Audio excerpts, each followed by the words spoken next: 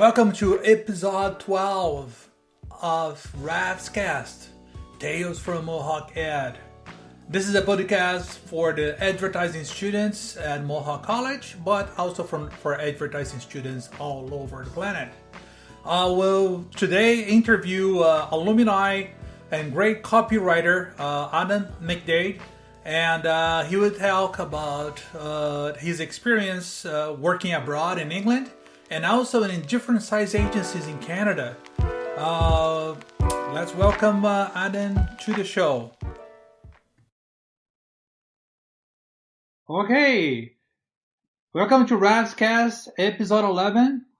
We have today Adam McDade, and which gang you are? 2011?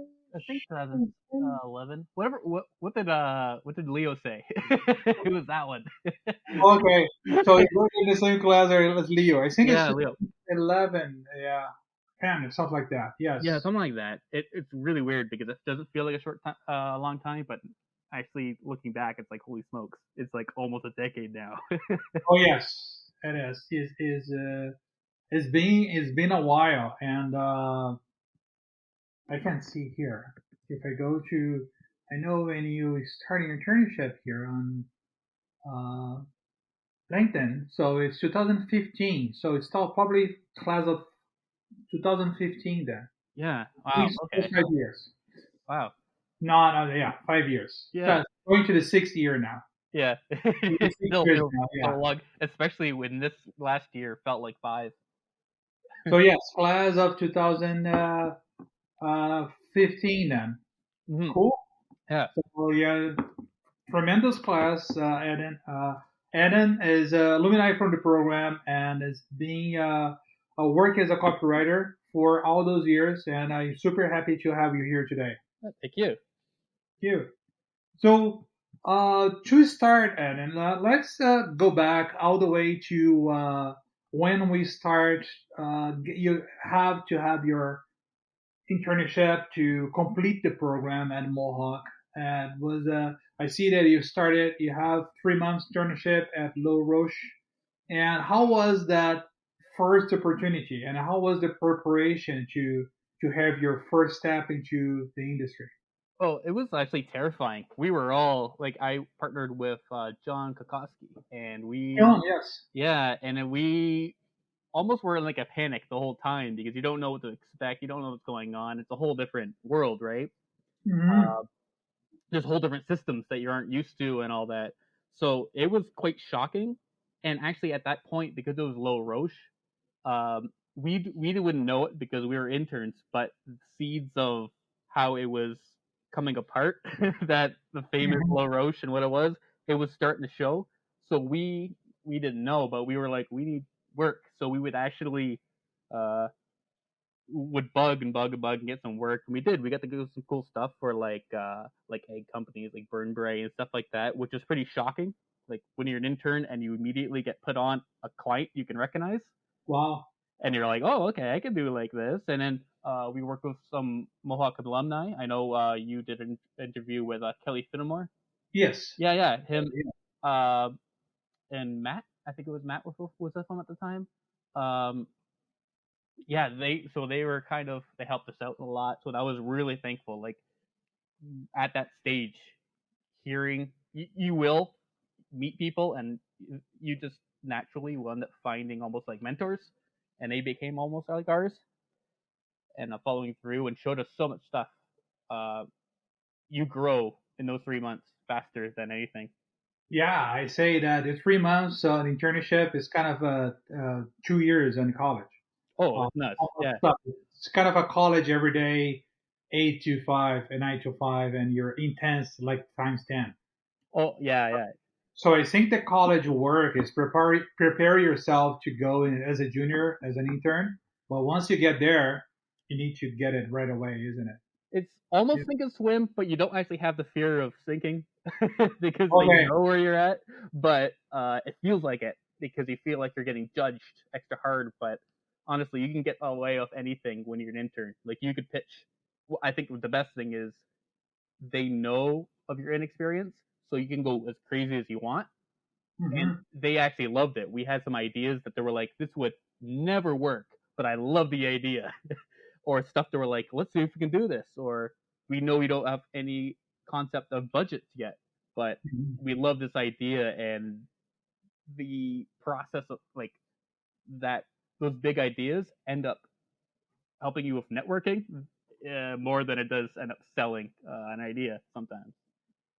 So because people know that you're always pushing for more harder ideas to execute, and you're pushing the envelope, and you're trying harder to make things differently. So I think it's a good strategy for an intern, isn't it? Yeah, yeah. Just go as crazy as you want, because you're better off getting told to settle down than told you're not doing enough.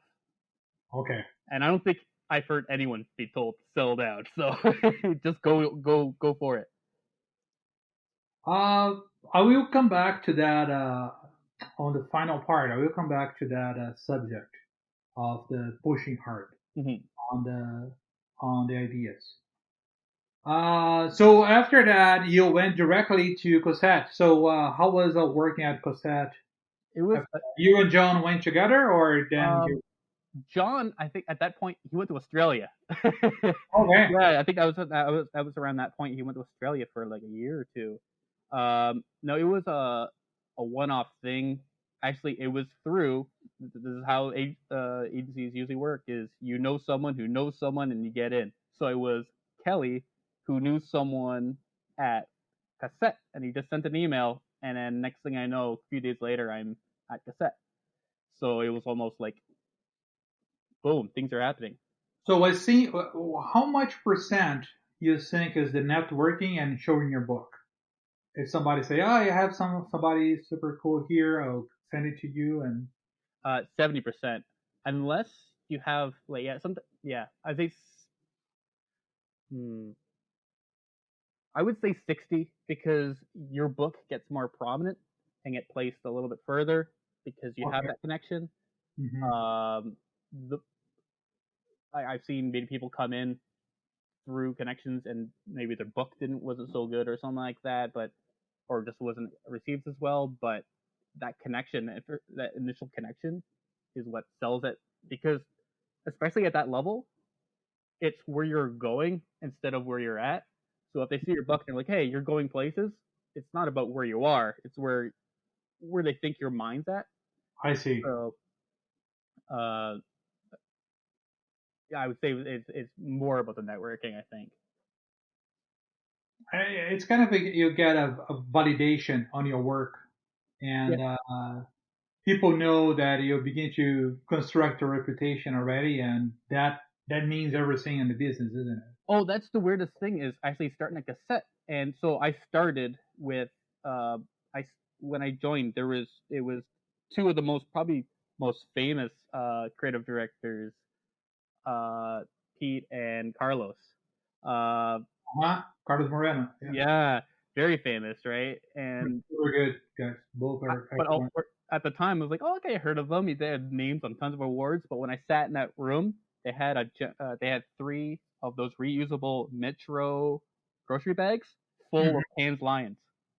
And they're Oh, like, yeah, kick those lions out of the way and have a seat. And I was like, what? And yeah, they were like, yeah, most people are excited for one. We have bags and we just of them. It's like, what? What are you talking about? Like, it was bizarre, and it was a huge compliment, because they were like, we really love your book and stuff like that. So at that time, obviously, you're really scared, and you're like, oh, I don't have it, but you don't know where you're at until you get out there. So that was a huge moment for me, because my confidence was an absolute low. And then they were like, we love your book. And I was just like, hey, maybe I can do this. So that was a big deal. Um, and getting that actually carried me through the rest of it, was able to have them to say something about it. and how was the connection with them? Is there kind of a creative mentorship happening there and kind of stuff, Um, or a little bit? not too much with them, because they were the Super busy. Yeah, oh they're yeah, they're the all stars, so they're flying all supervising over. supervising tons of teams and meeting. Yeah, they're flying to France, they're flying to the US, they're going to Chicago. So they're all over the place. But you do end up finding really quickly mentors within the place. I had quite a few, and at that you end up finding them, and then I end up getting paired with a creative director because they didn't have a art director, and I don't know what it was. They just couldn't find anyone, and so my partner became was one of the creative directors who had like 20, 30 years experience. So I learned so much from that. Needed to be like, not so much, not so much. Love it. And so that I love that pressure of having to impress someone that's a lot higher. And usually at that point someone higher up will be like, hey, this guy's got something, I'll help them out with it. And that was a huge deal, learning, and especially at that stage too, right? Mm-hmm. So you looked like it was a super fun environment at Yeah, Cassette. yeah, it was. And the clients you work on, especially Cassette, because I was one of the big players, Yes. it was amazing. And then I got to be on, they still do Sick Kids stuff, and they've won awards for Sick Kids. But Yeah. when I got there, that was when they won it. And so I got to put some of my pieces into the pitch in the winning. So that was a big deal, actually being part of that. Something that was actually, well, now historical for them. Well, I think it's historical for worldwide advertising. Nobody, I don't remember anybody doing an ad campaign like that. It goes into today with this kind of subject playing that way. So it Yeah, was super well executed. Uh, yeah. It was not, versus is just like one, oh my god. yeah, yeah. So versus was really, really something. That ad, Yeah. and and I think, and most importantly, it was not only a stunning ad; it actually worked. Mm, It actually gave a return to the client. that was not, yeah. Oh, it was just nuts. I hear it from the states too. Like I'll have friends in the U.S. and even they'll see stuff from that and they'll be like, "Oh my god, you were part of that?" And like, yeah, that was just one of the places in Toronto. Yeah, that's especially when Ryan Reynolds had something to say about it. Then everyone knows about it. Oh yeah, yes. Okay, so then you went to downsize a little bit when it comes to agency size and went to Clever Samurai. How Yeah. was that shift going to from big agencies to a smaller one? What is the cons and pros and cons on that change? Um, it's a huge. It's almost drastic. It's night and day. But you do get to be more hands on with everything. Cassette, you are getting a brief, so it's coming through a pipeline, and then all of a sudden a piece of paper lands on your table. You got to tackle that, and then book a meeting with that person to talk to them. Smaller agency, you get to kick in their door and yell at them about what is happening on this piece of paper. And maybe you can revise it. You can meet with the client and they'll talk to them because a smaller agency will have smaller client base and uh, usually more approachable account directors on their side and Hmm. clients themselves. So you get to build that repertoire a lot uh, faster and stronger. And there's no shift as much on that side either, right? You're going to have clients that are almost matching in that respect. So there was points where we'd go through a radio ad and then we'd be on the call just chatting about what we could do and where we could go for it or so. And I wouldn't see that from Cassette. Cassette was a lot of pressure because you're dealing with $1 million clients and I see. McDonald's. Mm. McDonald's themselves actually they don't give feedback until you're out of the room. They consolidate all their feedback together, invite you back in, and then tell you. Oh, They don't tell you right up, right? Just see. so that there's no mix match of thoughts. Hmm. But then you have something like we worked on Pillars, which was pretty fun, like the meats, and we got to do some cool radio ads and all that. And they were super receptive, and they would tell you what they liked and what they didn't like. And for the most part, it was all like, "Yeah, this is awesome. Let's go with it." So you have more contact with other parts of other roles. Yeah. So You put other hats into. yeah, you get to be a part of it. Also, I know you. I was listening to your episode with Becky and talking with Joe, and Joe was the huge mentor, right? So you work directly with the creative director, and they advise us on what to do, and um, sometimes you don't get that luxury with bigger agencies because sometimes they'll just see the end piece. Meanwhile, when you're thinking, he's just looking at it. He goes, "Hey, how about this angle? Take a look at that." So having that dialogue in the middle of production and ideation is a lot. I would argue better, especially at that stage when you only got a year or two under your belt, and knowing, hey, maybe I'm steering off course a little bit, and he can nudge you back in. Something you really have to start.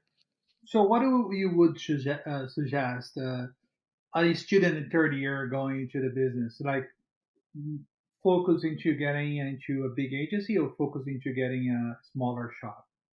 At first, I would say big because of the name itself, because uh, well, right now the climate's a little bit different because I feel like agencies are starting to segregate and or separate, and there's little smaller pieces now.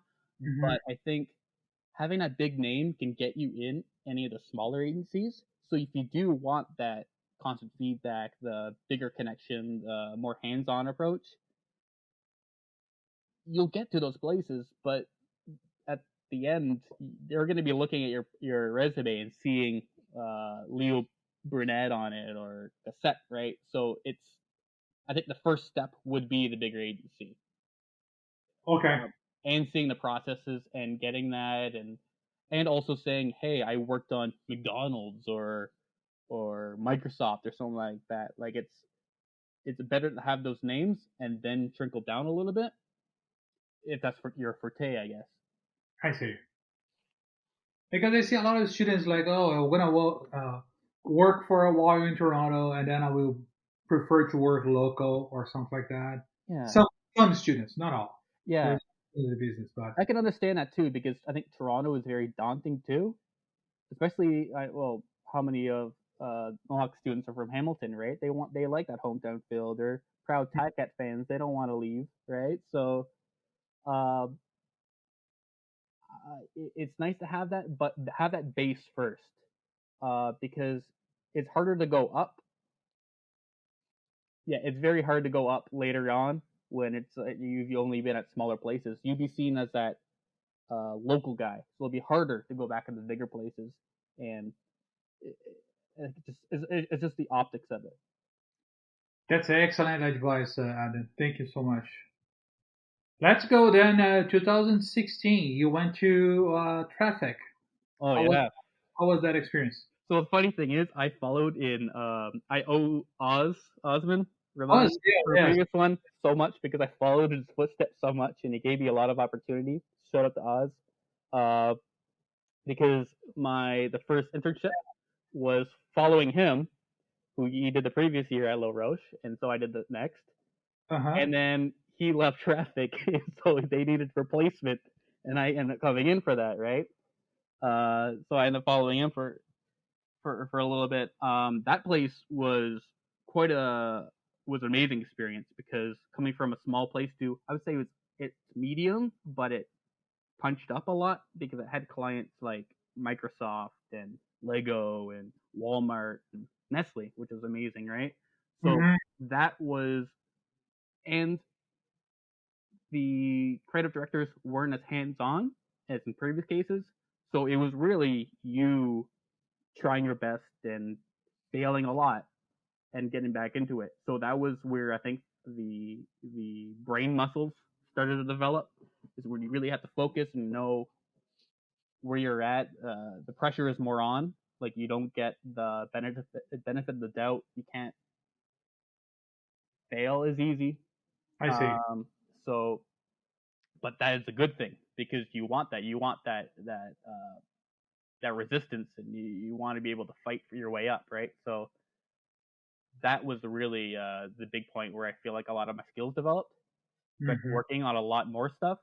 Like there would be times where it was just like a lot of stuff flying at you, and you get to go to cool pitch meetings and connections that I still have of clients right now.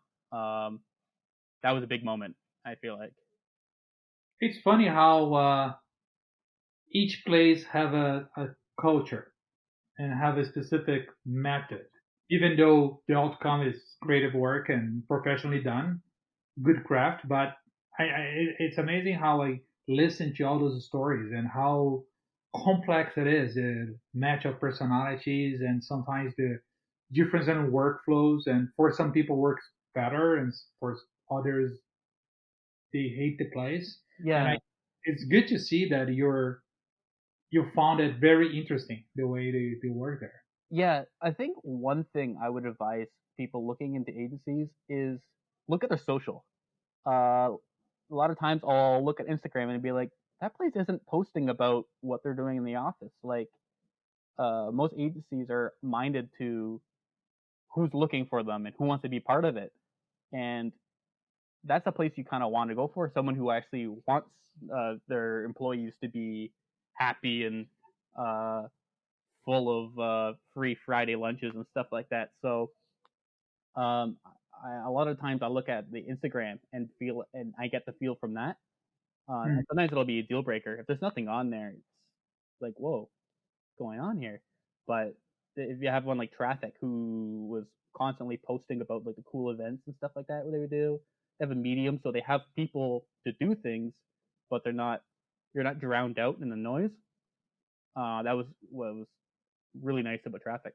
It's funny because you're saying something like Instagram should be more about institutional, about the agency life itself, and Yeah, the website should be about the corporate work to attract clients. That's the way. yeah.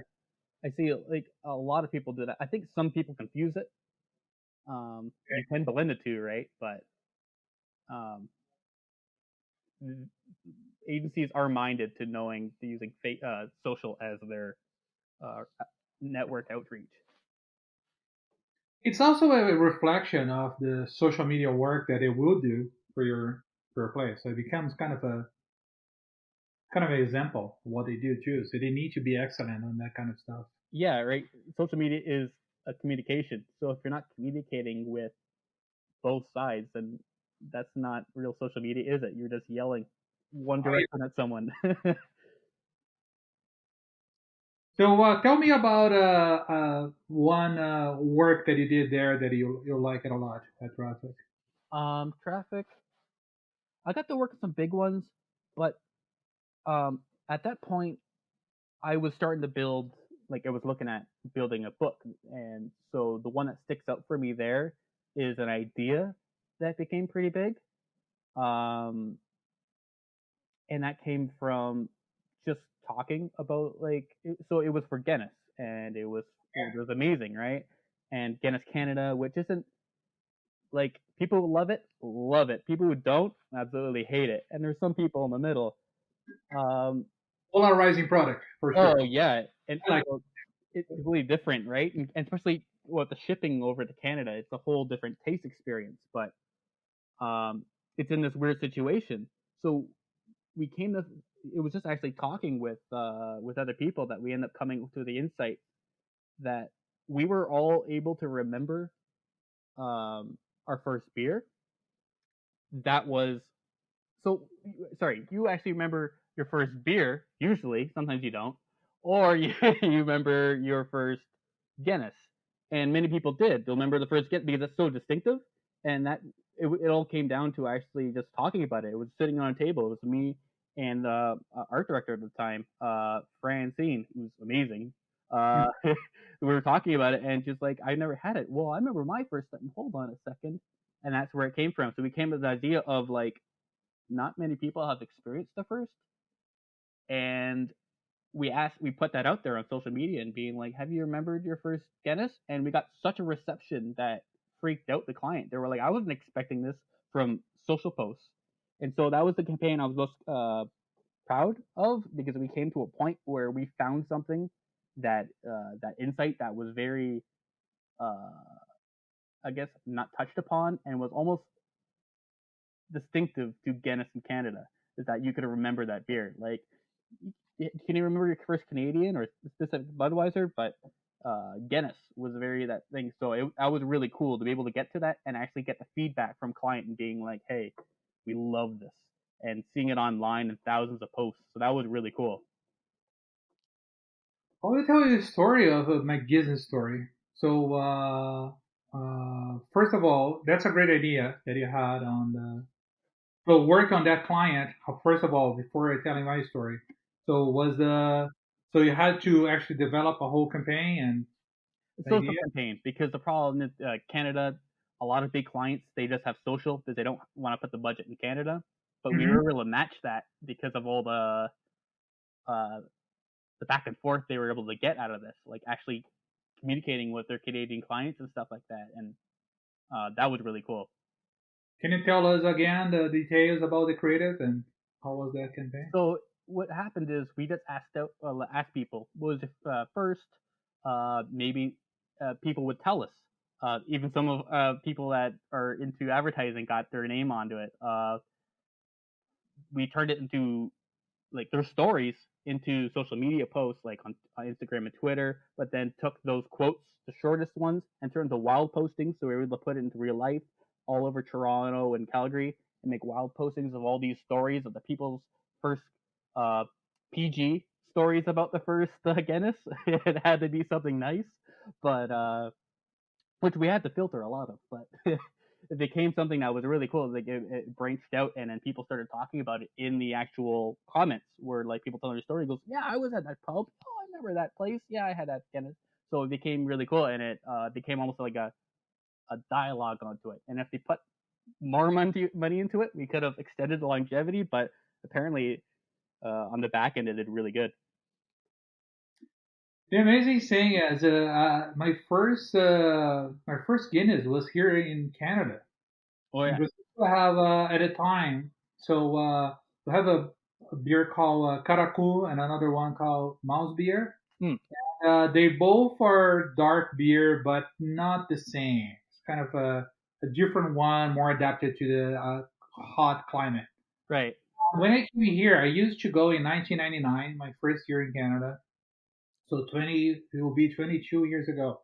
I was at the Medicine pub in the annex, and I asked, "Oh, I will try Guinness at the Medicine pub." So I was there, and then used to the regular Brazilian tap beer that the guy put it in like a 10 seconds and gave to you. And I was waiting, and I called the bar. Well, why it's taking so long? The guy say, my friend, it takes 2 minutes to or whatever time to actually draft the Guinness properly. Yeah. And then I have my first lesson on Canadian history of beers that's the proper way to do it. So that's Yeah. it starts that differentiation. So Yeah, there's the specific cooling time. You have to let it rest, and pouring time, and actual. There's an angle on the glass that has to be specific. Like when I went to Ireland, they showed you need to aim it at the harp in order to get a perfect pour.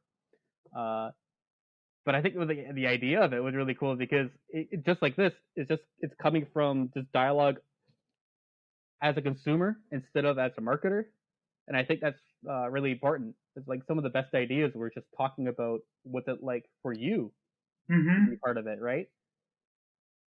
that's a cool campaign. That's a cool idea to use, especially using Twitter. Yeah, and you just proved it by saying your first memory of it too. I just prove it. Yeah, just prove it because it's on my mind. Like that was the first time I tried Guinness, and it was good. And when I Yeah. tried, that's actually good. Oh, I recommend. Have you been to Ireland and had theirs yet? Not yet, but it's on my Oh, list. oh, probably the best beer I've ever had. I will Way contact better over there. for for the tips. For Oh the yeah.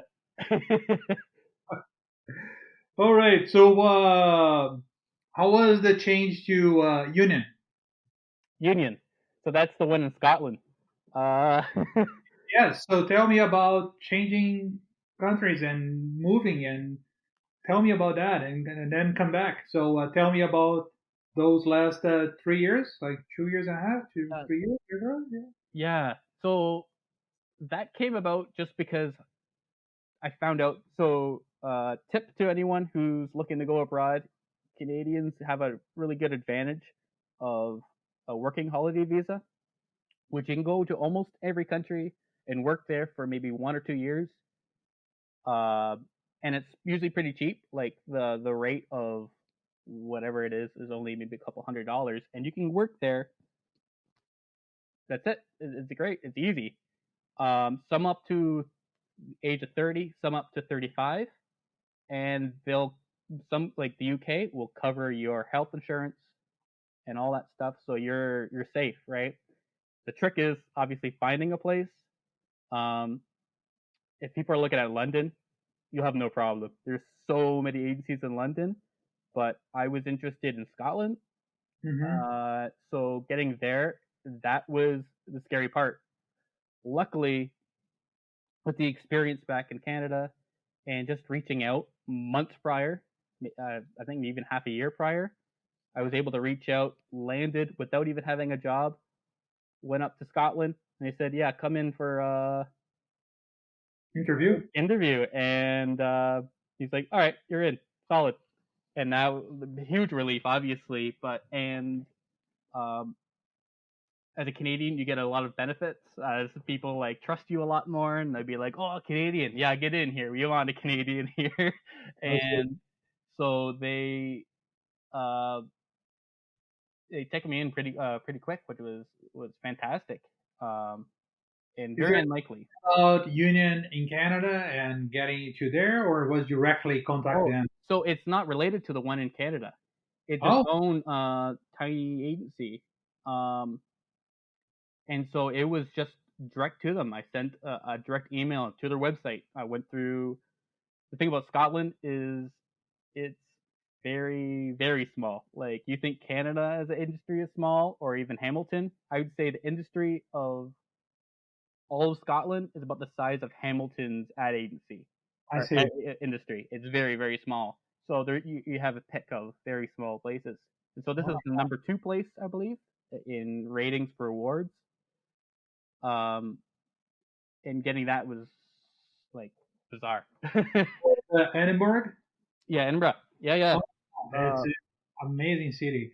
I it's think it's beautiful. incredible. I was scared when I pulled up there, but as soon as I got off, you see the big giant castle that overlooks the city Yes, that has been there so long they don't know the actual year it was made. Like, it was year like 2, and they just built this castle, and it overlooks you everywhere you look. You see it. It's just like the CN Tower, right, in Toronto. It's huge. and how was that completely different shift on the mentality on the things? Which things are the same, and which things you're saying there's a cultural difference here? And Oh, there's a lot of stuff you'll have to learn uh through the fire. Like, they'll laugh at things that you'll say, and you'd be like, what are you laughing about? And it was because it's some kind of weird, maybe a dirty word in Scottish dialect. And they were like, "Oh God, really?" So, but they'll correct you on it, and they love it. So it wasn't. You don't have to be too fearful. Especially Scots love Canadians, and they're very friendly.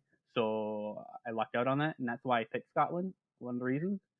Um, yeah, so you don't have to be fearful about that, and you actually get to laugh about it, and it actually gives you advantage because things that stand out to you, Scots might not recognize, and so you can use it as an advantage in insights or something that's a little bit different. Um, for example, some of the food that they might eat a lot, or some of the words they might use repetitively that you're not used to, that's new to your ear, and you can play with that because that's a distinctly unique set, right? And they might not even know that's different. So you get a little bit of advantage of that way. do you think they're more conservative on the ads, or do you think they're more wild on the ads? Because I know England is completely wild. Yeah, England's wild. Scotland a little bit because the industry's smaller. They love the cheekiness. It's part of their culture, but Mhm. um, they are a mix of kind of that wild and making sure you hit the target because in England you have millions of people that go for it. You can shoot wide and you'll hit someone. Scotland, you have to be more specific and targeted, so you do have to be more careful. I think it has said something about more big industries versus small than Scotland itself. Scotland, the people, definitely more wild. But Mm-hmm. as an industry, you do have to be more specific, and a lot of it is just Scotland based, right? So it was a big agency in Scotland. Yeah, it was second. Well, I think one of the probably the biggest, but in comparative to Canada, it would be about medium size. It would be like Clever Samurai that you work with. Oh no, I would say it's more like Traffic, Traffic, okay, maybe just a little bit smaller, but about Traffic.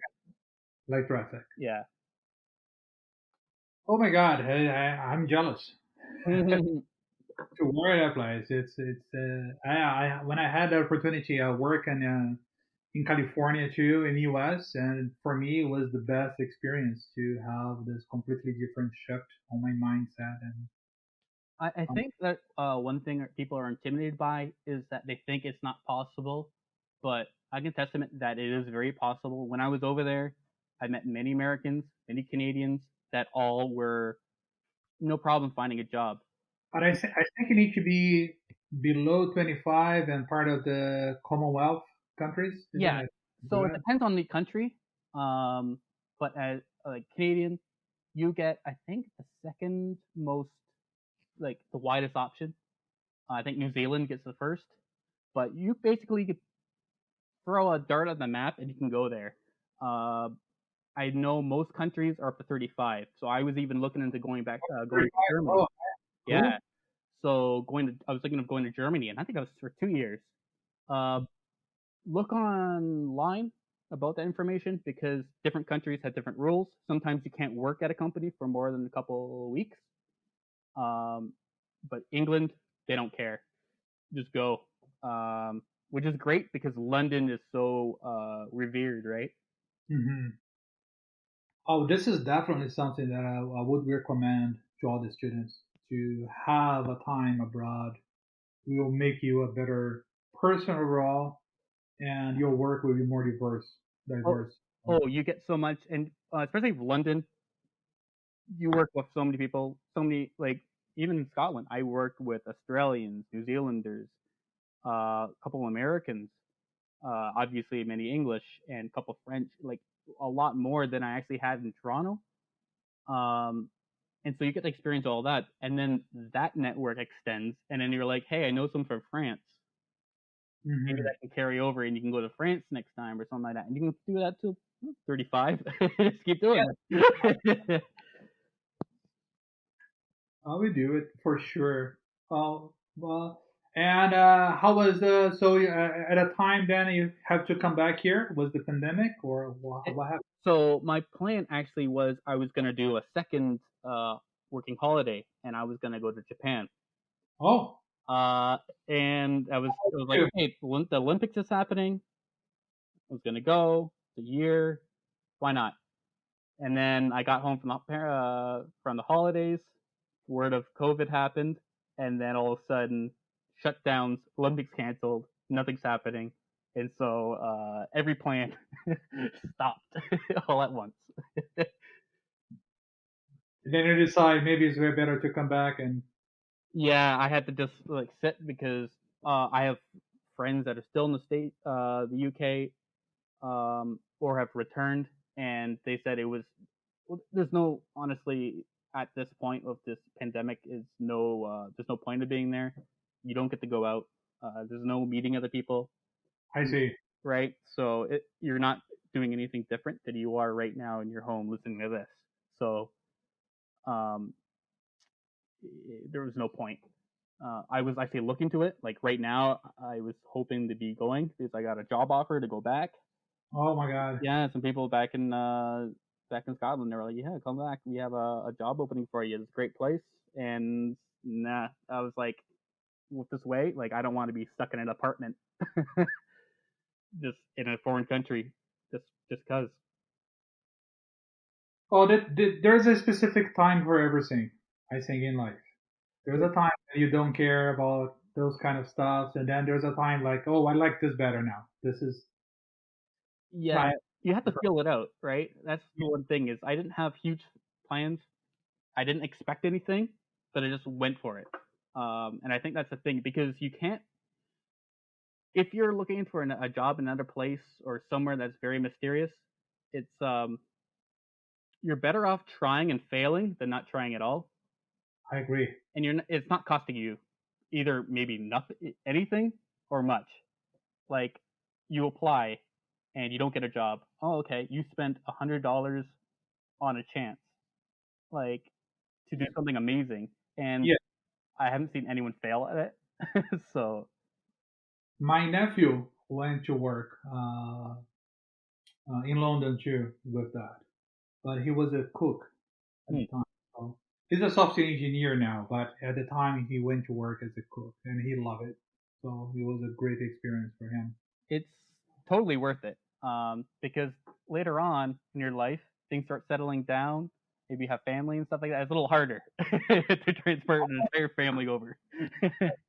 I know that you need to think three times then instead of just let's Mm, go. Yeah. yeah. So, but do it now. And there's no resistance to it. There's some people I know right now that are looking to pursue it, and all I say is do it. How's the freelance market right now? We're just for everybody listening to we're February 2021, and we're hoping uh, to be vaccinated soon, and this will be kind of back to semi-normal or new normal or whatever people will call it.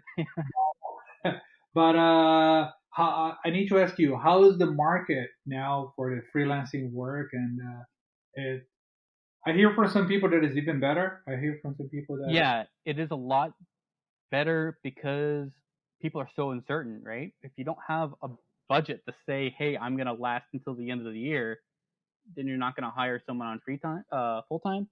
So they're Mhm. reaching out to a lot of freelancers. You get a lot of. I've been getting a lot more frequently. I've been getting emails from headhunters looking for freelance jobs or freelance companies.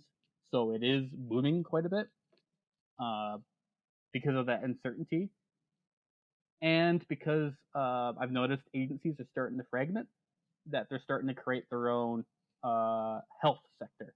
So even the big agencies like Cassette and maybe Leo, they have little subsections. I know FCB, they have many different subsections under the one big umbrella. And of course, if they're uncertain about their small packet side of FCB, they're going to be looking for new freelancers to try out, right? It's been such a huge transformation because first they had those small design boutiques that works with them, and then comes the digital places that takes a little bit of work, and then comes consulting companies that trying to steal the strategy, and they're trying to bounce back, and it's being every time it's being a different shift for the agencies, and I like how progressive they can be, but if you're blink, you're done. I think at this stage. Yeah, it's changing so much right now, and uh, don't predict it. Just go with it. But at least I heard that for juniors and interns, because the compromise is not so much when it comes to a budget to a junior interns. Oh, But for yeah, students, it's not as hard as a senior copywriter like yourself. So I don't think I think it will shift, and I think it will come back full tilt, and I think everybody will be working like crazy. Adam, I yeah. agree. I feel the same too. It is well, this whole thing has put everything in disarray, and so I'm not really disheartened by it. It's just you have to go with it, right? Same with everything. Yeah, you can't fight it. I'm not gonna be able to fix the whole system, so I might as well help it out. Tell me now. Let's get through the two last parts of the podcast. Mm-hmm. One, I'm gonna ask you, how is the through the places that you work, how the strategist works with the creative? What do you suggest to creative teams or creative groups or creative individual going to the agency as an intern or a junior to handle working with a strategist?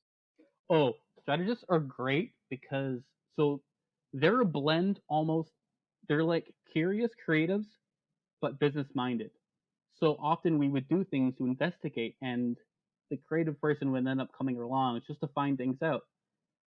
They're a great tool to have them talk about things, and and as a creative person, you'll be able to pick up on their cues and find little tidbits that'll be really good for your work. Like I worked with one guy in Scotland that he was so curious, and he'd be like, "I went to this place and they had this," and we were like, "What is?" Like we would investigate into it, and it became part of a campaign.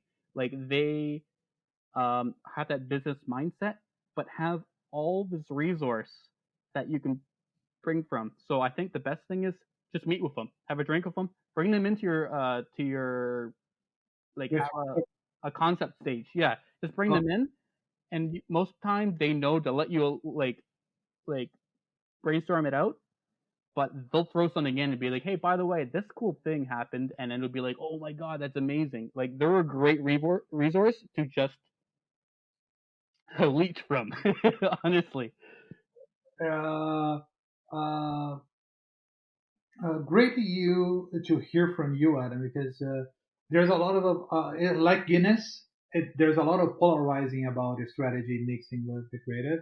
Some people say they're too pushy and trying to interfere too much and push the results and cut the creative. And I hear a lot of other people saying they're the best too because they provide a lot of facts and things about the customer journey or something like that that sometimes it's not in the brief. Yeah, Some, right? absolutely. I've heard a lot I've seen a lot of animosity towards uh strategy people. They're like, "What are you doing here?" Like I've seen full out rudeness to them. Oh my God. Um, we're on the other side. I'm kind of more optimistic. I'm like, "Oh, let's hear what you have to say and stuff like that." Um, I think it comes down to it's not strategy the problem; it's bad strategy people, and maybe there's too many people. Okay. I think I'm fortunate enough to only met great ones that have been very helpful, and they just come in, they peek in, and be like, "Hey, I found something really cool. Check this out. What's this cool?" Like, and they don't hold you to that. They don't be like, "Did you look at the thing? What are you doing?" Like, they just send you a resource and then leave you alone and see what magic might come out of that. There has to be that trust. If there's no trust, then you're just like, come on. So I think it really comes down to just the connection, but not interference. And I've never had that problem with that interference, but I guess some people. And maybe be a nice guy like yourself, man.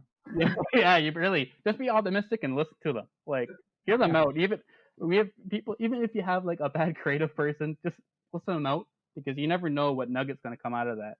Hmm. And uh, like I've had times where people that are usually like they're really nervous. They're like, "Oh, I can't have any good ideas. I had this," and then all of a sudden that's gold. It's like, come on, man, just hear it out, say it out. Like you don't know until you get there, right?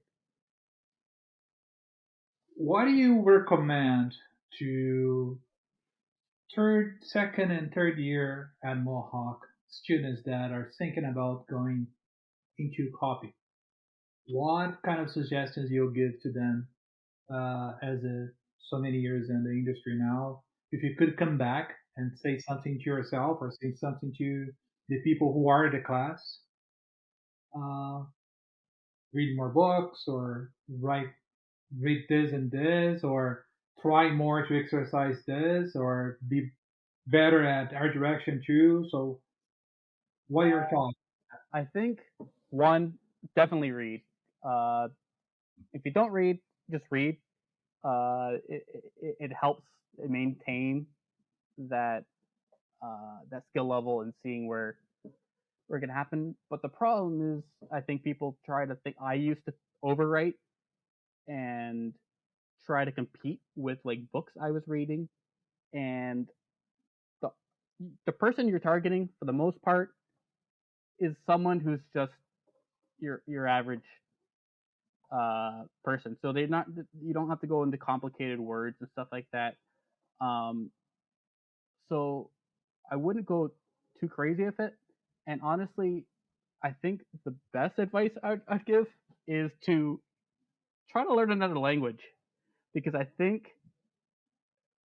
it really breaks down what makes a sentence and what makes it important.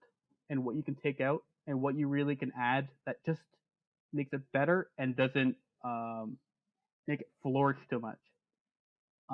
Because of my plan was hoping to go to Japan, I started trying to learn Japanese, Mm-hmm. and I've been able to cut my sentences shorter, and because it really shows the form of what English happens, and you get to see it from a higher standpoint and recognize where English is just kind of embellishing itself. Especially when it comes to like frequently I freelance for Nestle, and so a lot of ecom for chocolate bars and stuff. And Mm-hmm. chocolate bars are famous for trying to make it a lot more uh, too over the top. Okay. But when I bring it down and I just a couple, key adjectives just in place that makes it really pop instead of trying to force a million in a row and going crazy.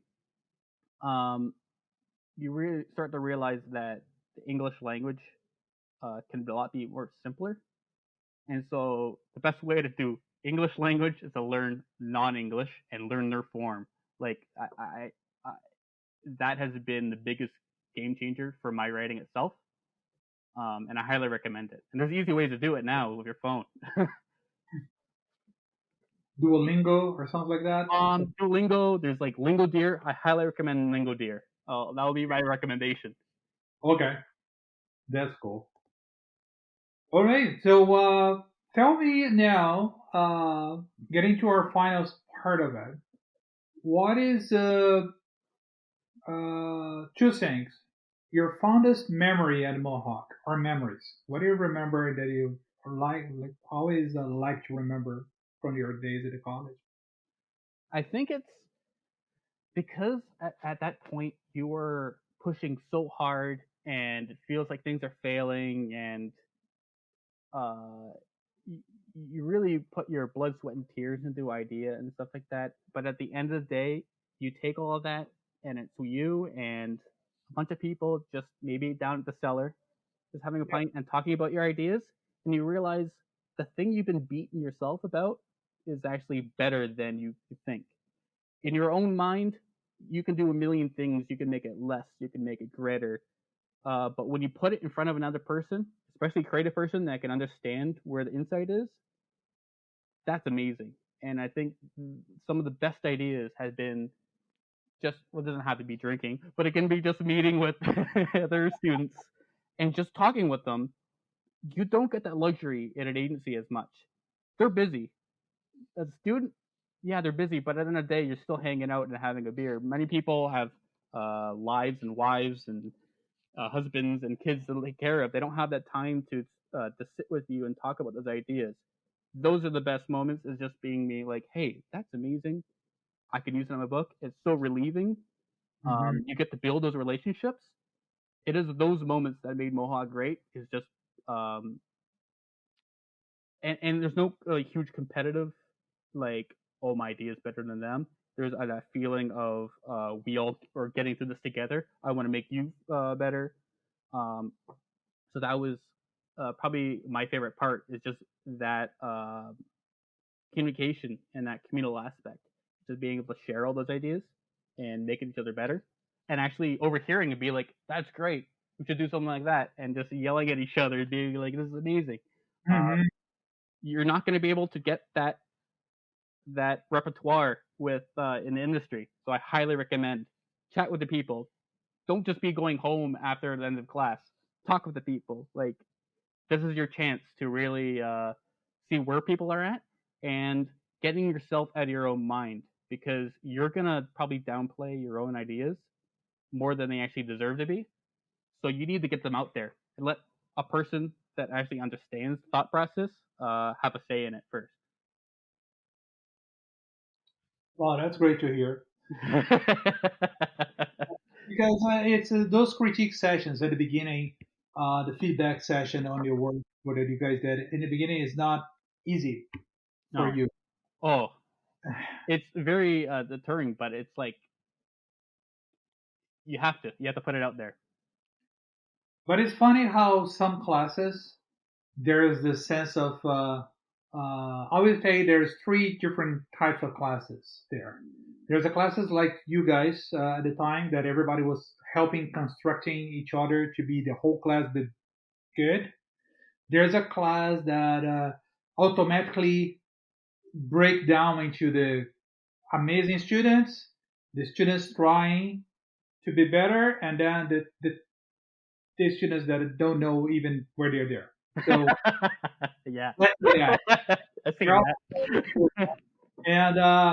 and we were trying hard to everybody, but there's this separation somehow on the class.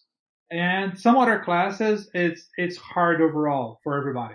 So everybody's struggling to make it happen. So, but in the end, they find that I don't know. I call it the find the click. Sometimes you don't you think that sometimes you have that click that you understand how things work in advertising, how to progress. Don't you think, Evan? Like, oh, like how do you find the click? Sometimes you say, "Oh my God, that's the way it works," and you begin to progress, and it begins to your work begins to get better. And some people it's difficult to understand the process. I think. Uh, Oh, finding the click. I think it's different for every person. So you're better off taking in as much as possible. So if you are having that the fighting with other people, not fighting or the difference, or still invite them in, the aha moment. That's right? yes. The aha moment. I think actually that comes with research. It really is like listening to those stories. Like don't just listen to like examples that your professors have given you about good work. Look at it for yourself, and then you start realizing what that aha moment is. Um, you you have to see what yeah you have to research what the aha moment is first. You have to build that base, and then you start seeing the common denominator between all the different works, right? So if you look at something that like Reese's did, like I love that the camera work they did for the how to dad thing, and that was so fun. And like what's that with this other ad that I love for like Nike? What is the common connection between that, right? You start seeing that line when you start feeling your brain full of that all those good ideas, like what makes it work. A big thing that uh, copywriter creative directors taught me when I was at in interning was to look at the economist ads and just read through them all. And you start getting to bigger ones that aren't just economists, but those Okay. are like the gold standard for really good headlines. Okay. By itself, one ad won't do you much good. You're like, yeah, this is good. But then you see the two and he goes, oh, I see the connection between it. And the third, and you start seeing that common thread between it. So it really is collecting as much into your brain as possible to understand where that moment is. And then when it happens in the wild, you're like, hey, I relate to that. That fits in with the other thing. Human nature takes in and says, hey, those things are related. That thing that's a good one. And then you make a connection. Yeah, like it connects there. You have to exercise the brain to make it understand, right? Um, yeah.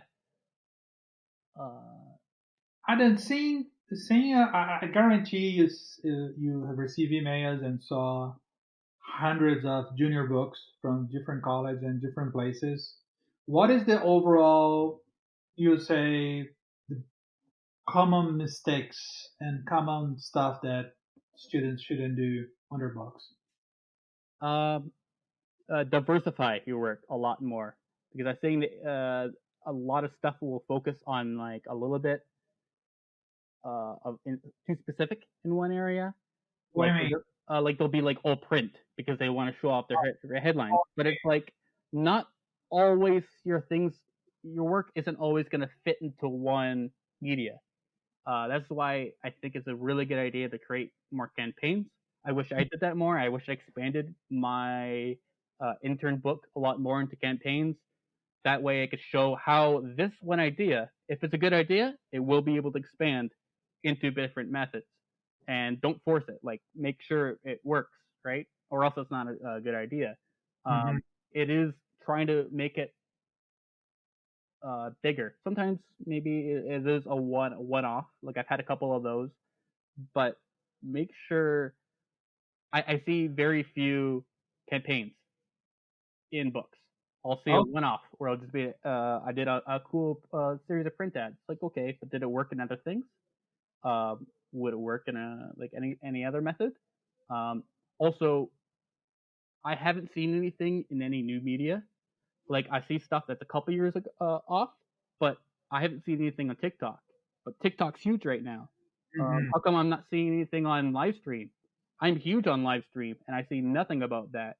No cool campaigns about that, and it's a huge medium. The fact that it's on news networks now.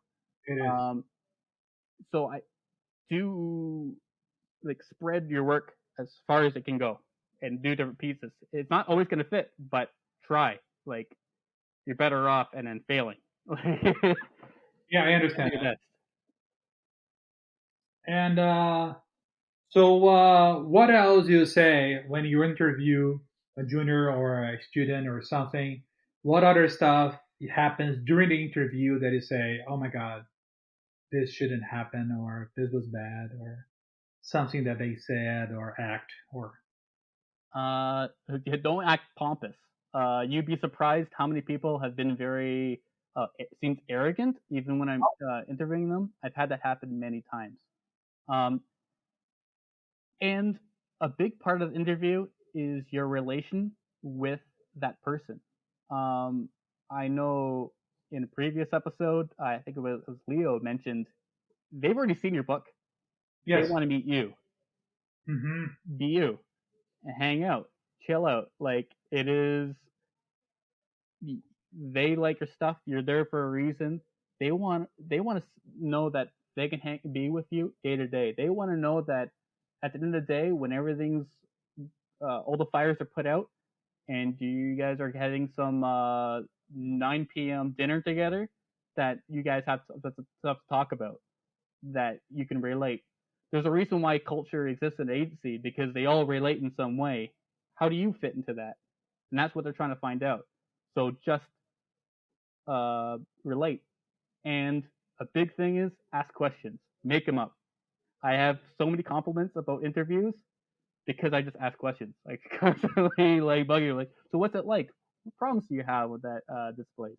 Uh, where do you see this going? What did you do before? Like, ask questions, and they'll let them talk, and you can sit back and just let them be part of it. Because the more you are on screen, the more they're gonna like you because they will relate and remember Or you.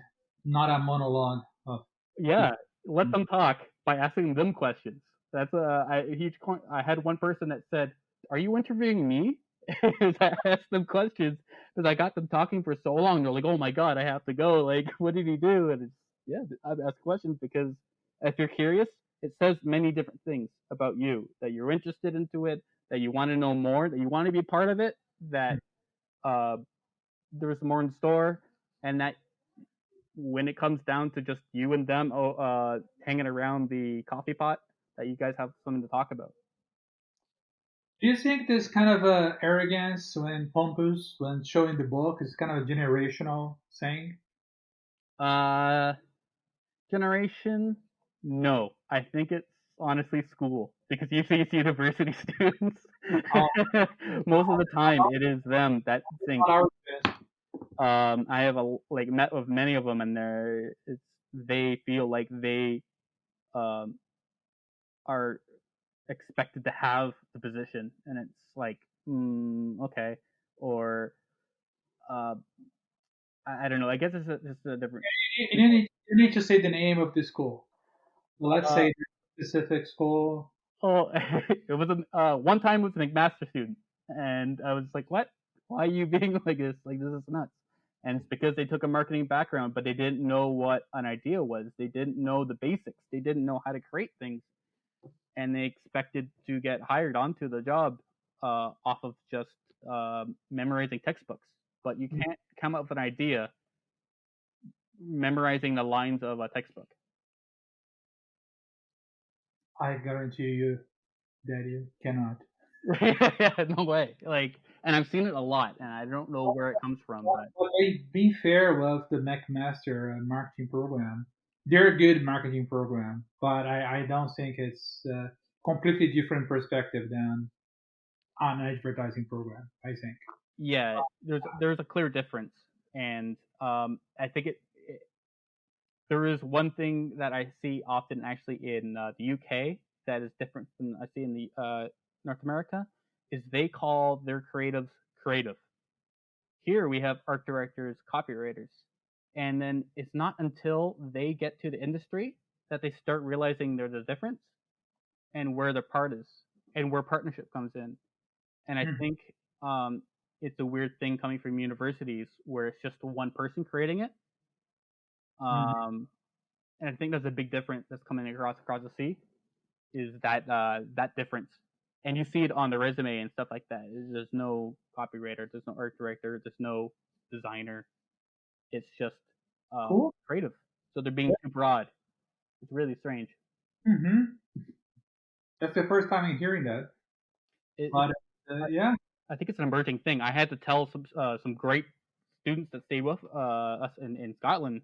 I'm like, that's uh, you have to kind of pick one. That's just the climate it is. Like maybe one day we'll have art director, copywriter androids or something, but right now you have two people that have to kill each other's ideas. How do you think the students should market themselves to get internship as a team or solo? Team. I see so many applications for team, uh, and you double your odds because even if you don't go in, maybe your partner will. Because I've seen situations where they pull in one and not the other. You might as well because hey, it's your buddy and he's in the network already. Uh, highly recommend getting a team if you can get along with them well, and if you can fight with them well. Um, you don't. If you agree with them too much, and you guys will fail together. But if you fight, that's where the magic happens. So I think team is where you really need to focus if it can happen. It can be very hard, especially when you have what's the average, like 21 students in creative, and you have to find that perfect match. Yes, yes. Sometimes we have overall the last few years class of 35 to this year's 20 students graded. Yeah. So So it, you it, have to find that magic pairing in 20. It's very possible. So you're not out of it for finding not another partner, yes. but try for it. That's what happened with John and I. Like we might have not got an internship if it wasn't for us together. We barely worked prior to that, but we still gelled well together. Um, just go for it, especially in the beginning stages, because you don't truly know the impact of the team until you really get put into the fire. How about final words to our students? What do you say to them to incentive they're about to go to their internships? Uh, think bigger than Toronto. The advertising world in Canada is not just Toronto, and I feel like it's become an idea that you have to go there. That's the only place. Torontonian advertisers, I problem I had with it was that they thought too locally when Canada has many cities that you can go to. BC is booming right now. I Many places in St. John is doing really well. Diversify your options. Don't just think about that. You it, the commute to Toronto from Hamilton is no different than your change of jobs to another city in the rest of the country. It's 2 hours, or you could fly and you still get a half-hour job in Mhm. Calgary. So look for more options than just Canada, especially if you don't have aren't tied down to things. Look for more. Look for more countries. If you go to Germany and you come back to Canada and you go, yeah, I worked in Germany, it wouldn't matter what agency you worked for. The fact that you went to Germany is a big impact into your resume when you get back over here. Like, wow, that's amazing. He did different things. He cares about the industry enough to go somewhere else. So look further than Toronto. Well, it was a pleasure talking with you here. Wise words to the students and great insights, and can't wait until we can. As I said to everybody who I interview, I want to grab a Guinness probably with Yes. Let's go back to the cellar. dinner or met some pub or one of those places and Yeah. grab some nachos and probably the cellar at the college. It will be a Oh good yeah. idea. Yeah, get a few students and we had a kind of a mini party there. Oh, Okay. I miss it. I miss it so much. Thank you very much. And here we go. Episode 11. We'll come back in a week with another interviewing alumni from Mohawk College. We are now on uh, Spotify, Apple Podcasts, YouTube, and Amazon Music. So you can find us on any of those places. Please subscribe. We'd love to see you following us. Thank you very much. Thank you, Adam.